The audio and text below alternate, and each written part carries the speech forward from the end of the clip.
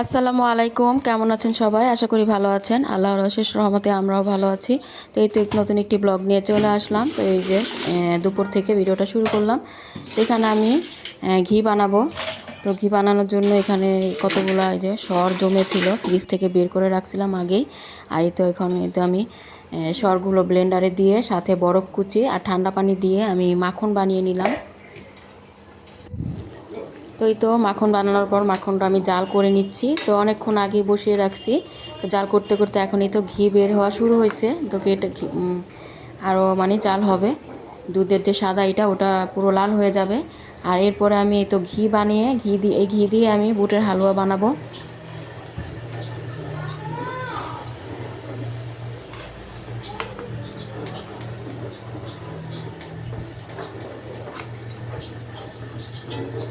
তো দুধের এই যে অংশটা এটা ভাজতে ভাজতে পুরোপুরি ব্রাউন কালার হয়ে গেলে এরপর আমি আর কি এই ঘিটা নামিয়ে নেব। এরপর হয়ে যাবে ঘিটা বানানো।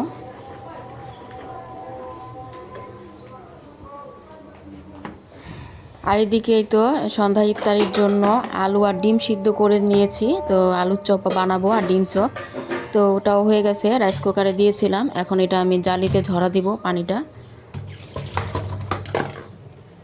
তো এখনই আলু ভর্তাটা বানিয়ে রেডি করে রাখবো। এরপর যখন বানাবো তখন ভেজে নেব।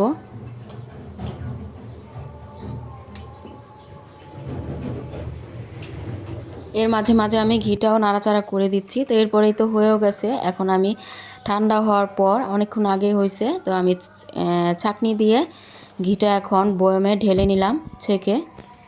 মাশাআল্লাহ, খুব সুন্দর ঘি হয়ে গেল।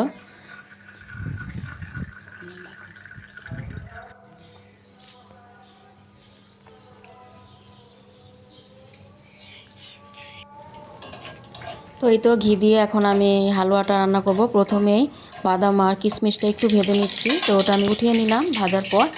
এখন এই তেজপাতা, গরম মশলা, দারচিনি, এলাচ, লং দিয়ে একটু নাড়াচাড়া করে এখন বুটের হালুয়াটা আমি পাটায় বেটে নিয়েছি।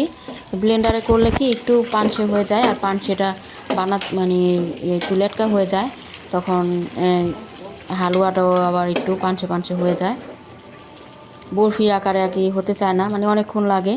এর জন্য পাটায় বেটে নিয়েছি, একটু শক্ত হয়েছে। এখন এটাকে আমি হালুয়া শক্ত করে বানিয়ে নিব, তাহলে সুন্দর করে কাটা যায়। তো এখন একটু নেড়ে চেড়ে এরপরে তো চিনি দিয়ে দিয়েছি, আবার দুধ দিয়ে দিলাম। প্রথমে লিকুইড দুধ দিলাম, লিকুইড দুধটা শুকিয়ে গেলে এরপর আমি গুঁড়ো দুধ দিয়ে দিব। এই তো শুকিয়ে গেছে। এখন আমি ভেজে রাখা বাদাম আর কিশমিশ দিয়ে দিলাম। এরপর দিয়ে দিলাম আমার হাতে বানানো ঘি, যেটা একটু আগে তৈরি করলাম।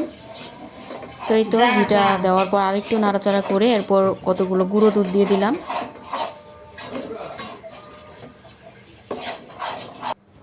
তো মাশাআল্লাহ, আমার হাতে বানানো ঘি দিয়ে বুটের হালুয়া রান্না করা হয়ে গেল।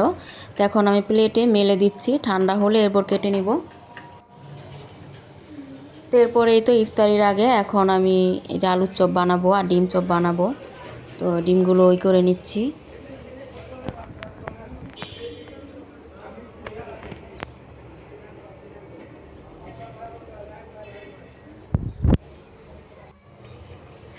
আর হালুয়াটা হয়তো শক্ত হয়ে গেছে, এখন হালুয়াটা আমি কেটে নিলাম।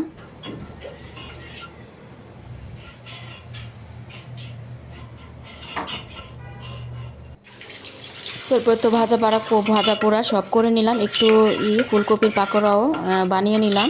আর এদিকেই তো ওই যে ঘি বানানোর যে মাখনটার সাদা অংশটা ছিল, সাদা যে দুধের মতো, ওটা একটা ইয়ের মতো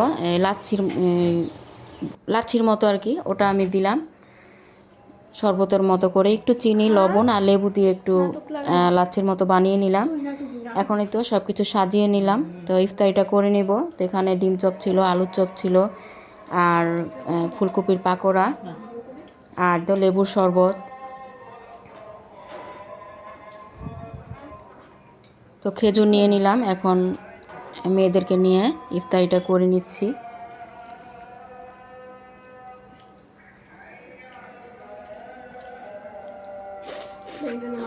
তো লাচ্ছিটা খেতে খুবই মজা লাগছে।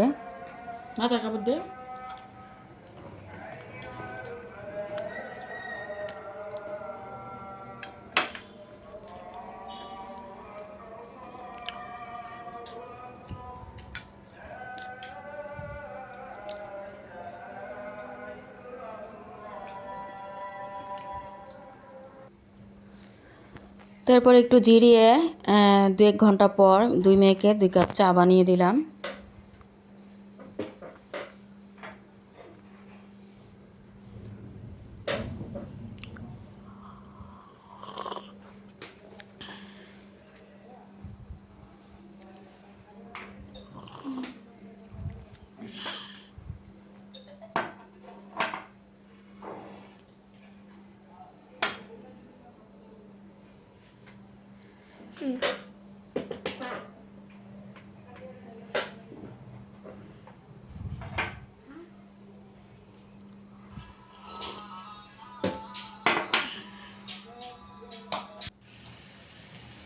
তো এরপর রাতের বেলা তো আজকে কালকের মাংস তরকারি ছিল, মাছ ভুনা ছিল, তো এই জন্য আজকে আর তরকারি রান্না করি নাই।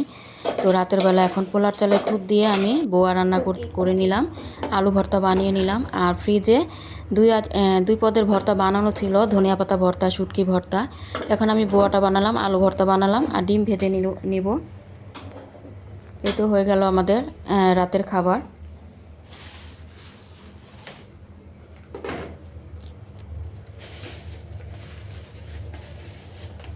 আর এদিকেই তো ওর বাবা আমাদের বাসায় একটু গিয়েছিল, তো আমার মা আবার এখানে হালুয়া, রুটি, এরপরে এই যে কিছু ফল দিয়ে দিছে, তো ওগুলো আমি ঢালছি। তো এখানে কমলা, এরপরে তো পেঁপে ছিল বড় একটা।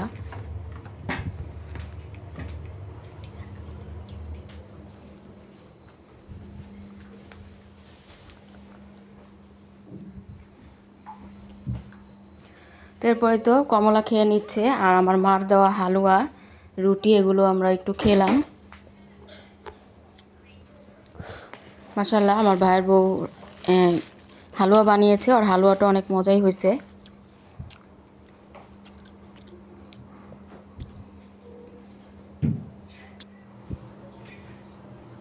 তারপরেই তো ডিম ভেজে নিলাম, এখন মেয়েদেরকে খাবার দিয়ে দিব।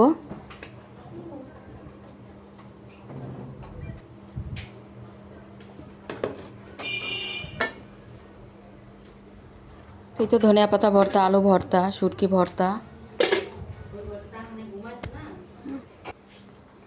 এরপর আমি এই প্লেটে নিয়ে নিলাম, মেয়েকে খাইয়ে দিব, তো ভর্তা দিয়ে মাখিয়ে। আর এরপরে আমিও খেয়ে নিব। তো ভিডিও কেমন লাগলো লাইক কমেন্ট শেয়ার করবেন, সাবস্ক্রাইব করে আমাদের পাশেই থাকবেন। তো আজকের মতো ভিডিওটি এখানেই শেষ করছি।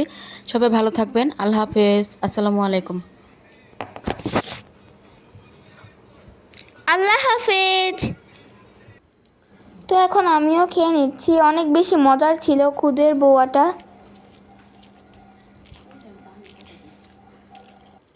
এখন আম্মুও খেয়ে নিচ্ছে, খুদের বোয়াটা আসলে অনেক বেশি মজার হয়েছিল। আল্লাহ হাফেজ।